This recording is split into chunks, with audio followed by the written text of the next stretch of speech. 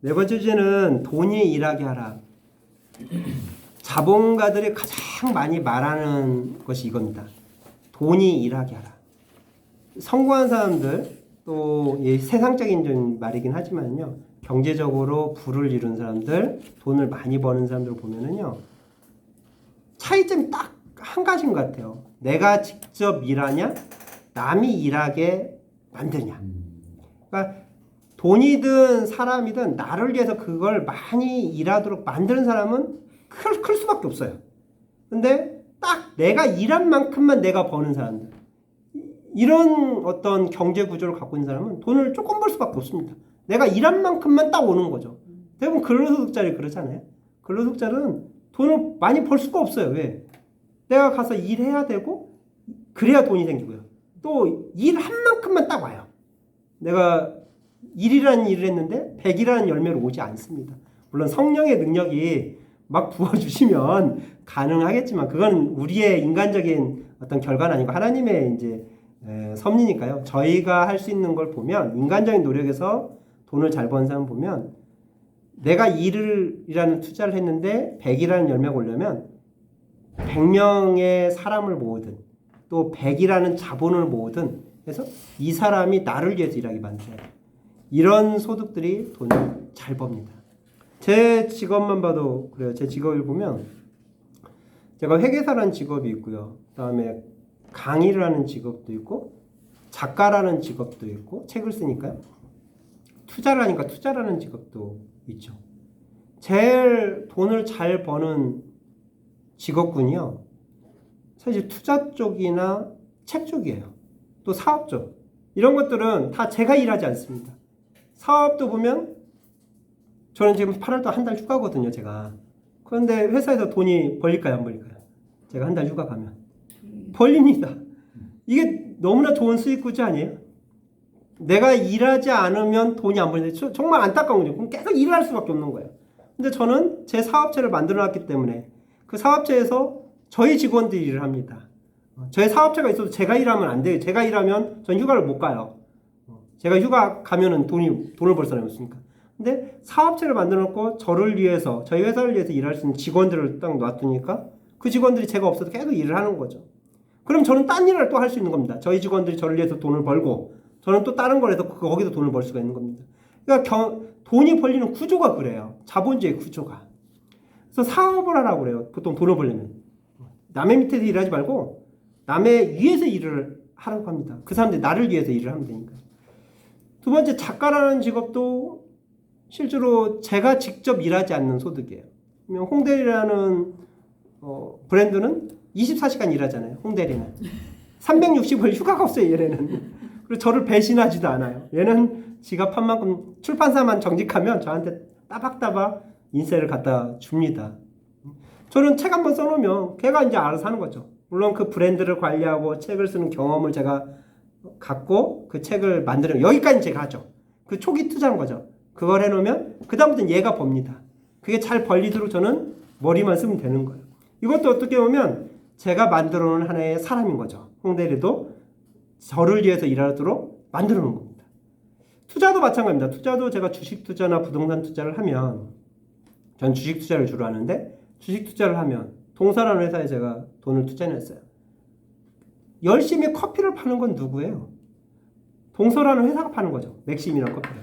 그리고 그 돈은 누가 나눠갔냐면 주주들이 나눠갔습니다. 물론 저도 소액 주주 중에 한 명이니까 저한테도 떨어지죠. 배당과 시세 차익으로. 제가 거기 가서 열심히 뭐 마케팅하고 제조하고 회계보고 그러지 않아도 돼요.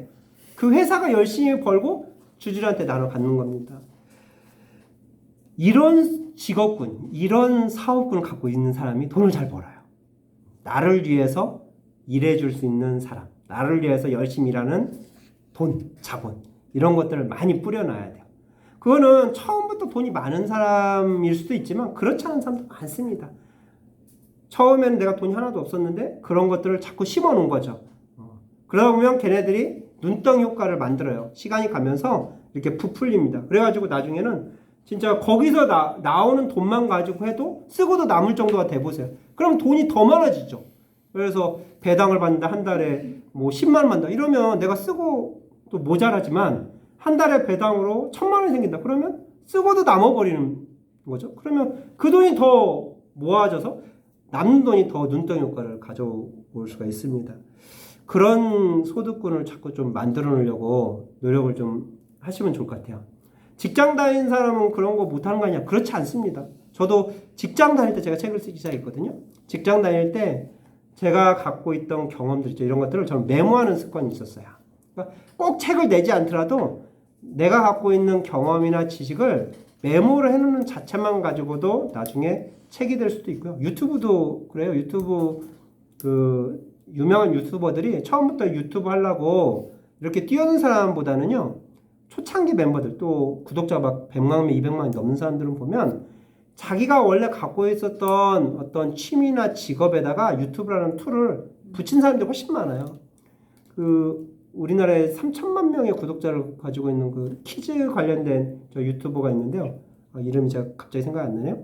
그 사람은 그 유튜브를 시작할 때 자기가 선생인가 그랬습니다. 그런데 자기 애들하고 놀아줄 시간이 없더라는 거예요. 자기가 맞벌이 부부다 보니까 직장 때문에 바빠가지고 애들하고 놀아줄 시간이 없어서 애들하고 놀아주고 싶은데 또 놀아줘야 되는데 자꾸 피곤하고 그러니까 안 되더라는 거예요. 직장 끝나고 오면은 그냥 쉬고 잠자버리고 귀찮아지고 이러더라는 겁니다. 그래서 유튜브라는 툴 가지고 자기 마음가짐을 좀 이렇게 다잡는 역할을 했대요. 유튜브를 촬영하면 애들하고 어떻게 좀 놀아주려고 약간 좀 푸시를 하는 거죠. 그렇게 해서 시작을 했는데 그게 한 5년, 6년 이렇게 되다 보니까요. 3천만 명이 넘어버린 거예요, 구독자가. 이제 본업과 주업이 바뀌어버렸어요. 그래가지고 얼마 전에 나왔잖아요. 강남에 95억짜리 빌딩 샀다고 그 신문에 나오면서 그 유튜브한테 막 댓글로 뭐 그런 얘기가 써져 있더라고요. 우리나라에서는 꼭 그러잖아요. 95억짜리 저기 빌딩 샀다고 그러면 세무조사 나가라고. 뭐 이런 말 쓰는 사람들, 저 유튜브 한 5분짜리 하나 찍어놓고 1년에 뭐 200억인가 300억인가 번다고 그래요. 이게 추정 매출이지만. 그러니까 그게 안 입고 온 거예요. 나는 365일 일하고 새벽에 나가고 저녁에 퇴근하는데도 한 달에 200, 300 버는데 쟤는 뭐야. 쟤는 애들하고 이렇게 까짝까짝 놀면서 한 5분짜리 영상 찍고 하나 띄워놨는데 그게 막 조회수가 100만, 200만 조회가 저기 되고 거기에 따라 수익으로 떨어지는 거 보면 한 달에 한 15억, 20억씩 매출이 생긴대요. 그걸 이제 막 댓글로 막 이렇게 비판하는 댓글이 엄청 많아요. 한번 가서 보시면. 그래서 저는 그 댓글 쓸 시간에 열심히 일하면 좋을 것 같은데 그 댓글 쓰는 친구들이 분명히 돈 못 법니다.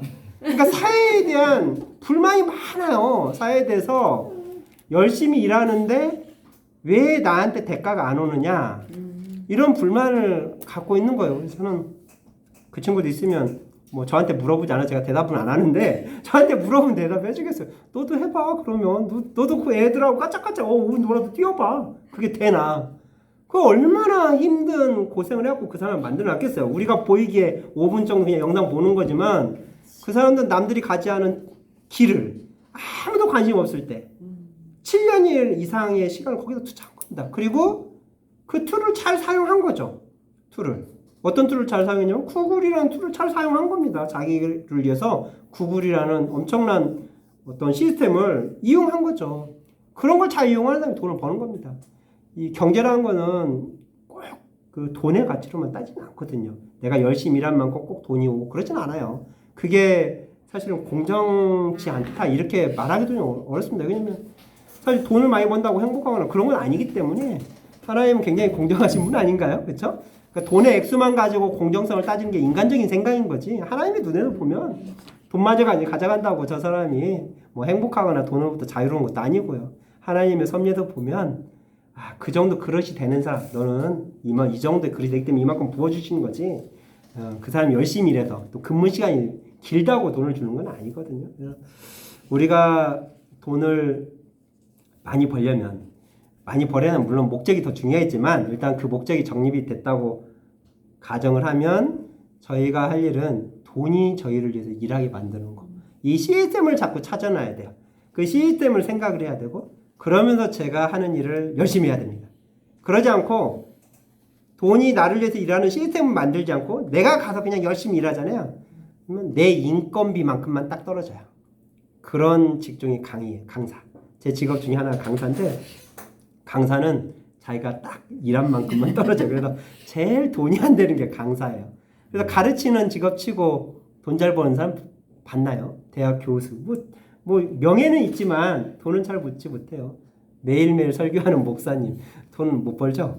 이런 그러니까 가르치는 것은 돈 보고 하는 게 아닙니다. 그건 사명에서 해야 돼요. 그래서 아까 제가 자녀 다음 세대를 교육시키는 것은 돈 버는 사람이 하면 안 된다.